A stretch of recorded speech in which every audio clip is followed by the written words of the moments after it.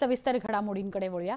पिंपरी चिंचवडमध्ये राष्ट्रवादी काँग्रेस युवा मिशन कार्यक्रमात मुख्यमंत्री पदाबाबतची चर्चा ऐकायला मिळाली। या कार्यक्रमात राष्ट्रवादी काँग्रेसमधील मुख्य नेत्यांनी भाषणे केली। अजित पवारांना मुख्यमंत्री करण्याचं स्वप्न पूर्ण करायचंय असं वक्तव्य धनंजय मुंडे, छगन भुजबळ या मंत्र्यांनी केलं।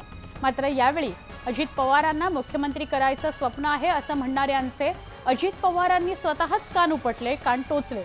दरम्यान महायुती भक्कम राहावी याकरता अजित पवारांनी नेत्यांचे कान टोचलेत।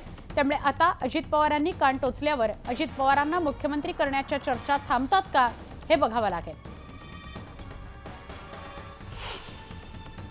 माझ्या या तरुणाईला आव्हान आहे की हे दादांचं आपण स्वप्न राज्याचा मुख्यमंत्री म्हणून मिशन याच्यासाठी केलंय की दादांच्या विकासाची दृष्टी महाराष्ट्रातल्या शेवटच्या माणसाचा विकास केल्याशिवाय राहणार नाही।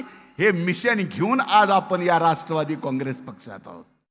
आपलं जे स्वप्न आहे अजित दादांना मुख्यमंत्री बनवायचं आहे, ते स्वप्न पूर्ण करण्यासाठी अल्पसंख्याक असतील, भटके विमुक्त असतील, दलित असतील, आदिवासी असतील, ओबीसी असतील, या सगळ्यांची शक्ती आपल्याला बरोबर घ्यावी लागेल।